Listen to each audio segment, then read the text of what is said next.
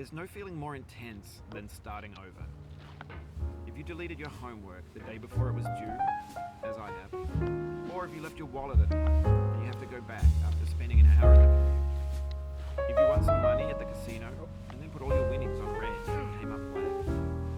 If you got your best shirt dry cleaned before a wedding and then immediately dropped free. If you won an argument with a friend and then later discovered that they just returned to their original view.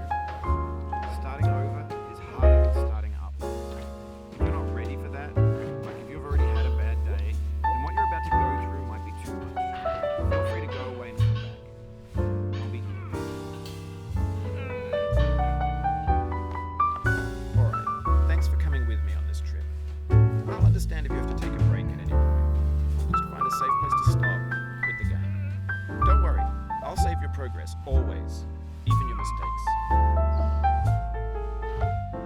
This game is a homage to a free game that came out in 2002 titled Sexy Hiking. The author of that game was Jazuo, a mysterious Czech designer who's known at the time as the father of B games.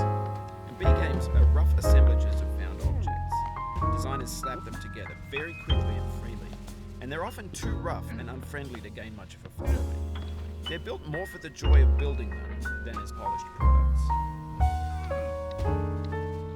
In a certain way, Sexy Hiking is the perfect embodiment of a B game. It's built almost entirely out of found and recycled parts, and it's one of the most unusual and unfriendly games of its time. In it, your task is simply to drag yourself up a mountain with a hammer. And that act of climbing, in the digital world or in real life, has certain essential properties that give the game its flavor. No amount of forward progress is guaranteed. Some cliffs are too sheer or too slippery, and the player is constantly, unremittingly in danger of falling and losing everything.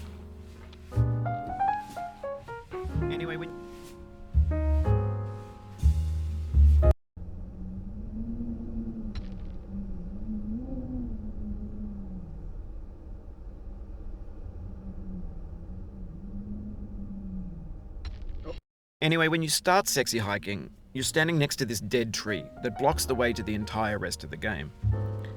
It might take you an hour to get over that tree, and a lot of people never got past it.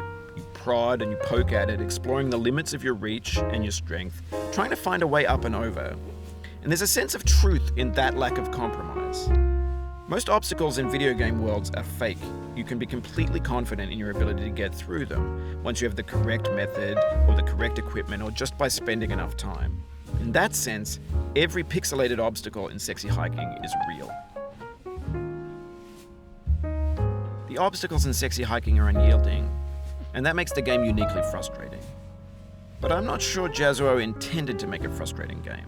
The frustration is just essential to the act of climbing, and it's authentic to the process of building a game about climbing.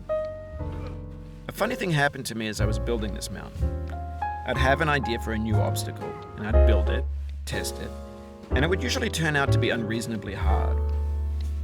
But I couldn't bring myself to make it easier. It already felt like my inability to get past the new obstacle was my fault as a player rather than as a builder. Imaginary mountains build themselves from our efforts to climb them, and it's our repeated attempts to reach the summit that turns those mountains into something real. When you're building a video game world, you're building with ideas, and that can be like working with quickset cement. You mold your ideas into a certain shape that can be played with, and in the process of playing with them, they begin to harden and set until they're immutable, like rock. And at that point, you can't change the world. Not without breaking it into pieces and starting fresh with new ideas. For years now, people have been predicting that games would soon be made out of prefabricated objects, bought in a store and assembled into a world. And for the most part, that hasn't happened, because the objects in the stores are trash. I don't mean they look bad or that they're badly made, although a lot of them are. I mean they're trash in the way that food becomes trash as soon as you put it in the sink. Things are made to be consumed and used in a certain context, and once the moment is gone, they transform into garbage. In the context of technology, those moments pass by in seconds. Over time, we've poured more and more refuse into this vast digital landfill that we call the internet. It now vastly outnumbers and outweighs the things that are fresh and untainted and unused. When everything around us is cultural trash, trash becomes the new medium, the lingua franca of the digital age. And you can build culture out of trash. But only trash culture. Be games, be movies, be music, be philosophy. Maybe this is what digital culture is. A monstrous mountain of trash, the ash heap of creativity's fountain. A landfill with everything we ever thought of in it.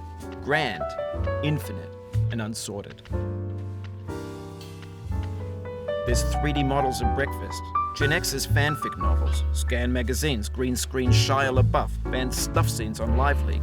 Facebook's got lifelike bots with unbranded adverts and candid shots of Kanye and Taylor Swift mashups, car crash epic failed GIFs, Russian dashcam vids, discussions of McRibs, discarded, forgotten, unrecycled, muddled, rotten, untitled.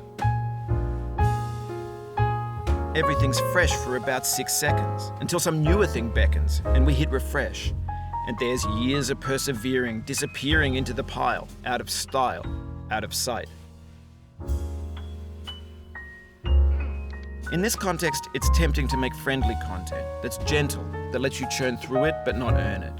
Why make something demanding